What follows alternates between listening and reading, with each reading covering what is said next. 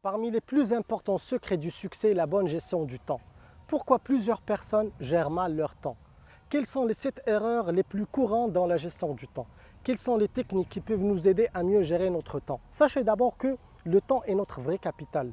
Le prophète alayhi salatu wassalam, nous a enseigné de profiter de 5 choses avant 5 choses. Il a dit profitez de votre jeunesse avant votre vieillesse, votre santé avant votre maladie, votre richesse avant votre pauvreté, votre temps libre avant votre occupation et votre vie avant votre mort. Ibn Mas'ud, le disciple du prophète, disait « Je déteste voir une personne libre, ni dans un travail de ce bas monde, ni dans un travail de l'au-delà. » Parmi les 7 habitudes des personnes qui réussissent tout ce qu'ils entreprennent, la bonne gestion du temps, la priorité aux priorités. Pourquoi plusieurs personnes n'atteignent pas leur objectif? Tout simplement, ils n'ont jamais considéré leur objectif comme des priorités. Quelles sont donc les 7 erreurs les plus courantes dans la gestion du temps? La première erreur, c'est commencer une journée sans plan d'action personnel. La deuxième erreur, c'est ne pas savoir définir les priorités. La troisième erreur, c'est la procrastination, le fait de remettre toujours le travail d'aujourd'hui au lendemain. La quatrième chose, c'est ne pas prendre une pause, ne pas savoir concilier entre la vie personnelle et la vie professionnelle. La cinquième erreur, c'est tomber dans les distractions, dans les coupures mentales.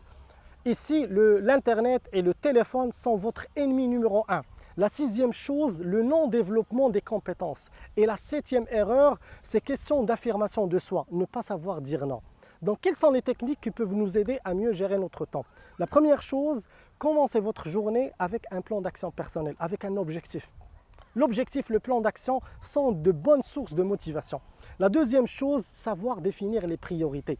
C'est-à-dire faire la distinction entre les choses les plus importantes, les plus utiles, qui vous rapportent toujours plus de résultats, et les choses qui vous occupent mais sans aucune valeur ajoutée.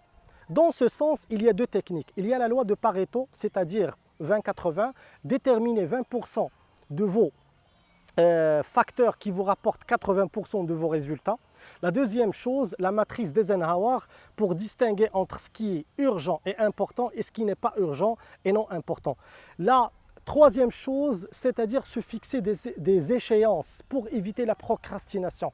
Lorsque vous fixez des échéances, ça vous permet de canaliser votre énergie et de vous concentrer sur ce que vous faites.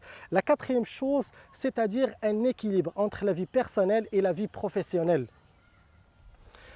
Prenez toujours une pause pour vous asseoir avec vous-même, pour vous asseoir avec les gens qui vous aiment.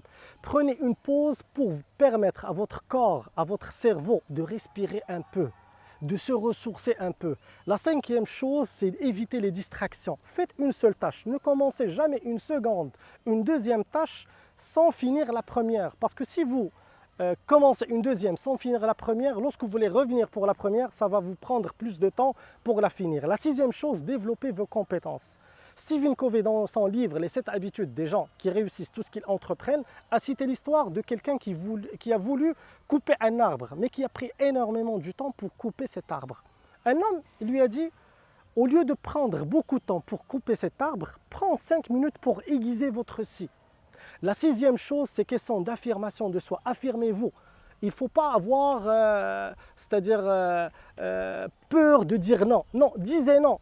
Si vous disiez oui pour quelque chose qui ne va pas vous rapporter quelque chose, qui ne va pas vous rapprocher de vos objectifs. Donc, si vous aimez cette vidéo, partagez-la avec vos contacts et apprenez à mieux gérer votre temps. Merci.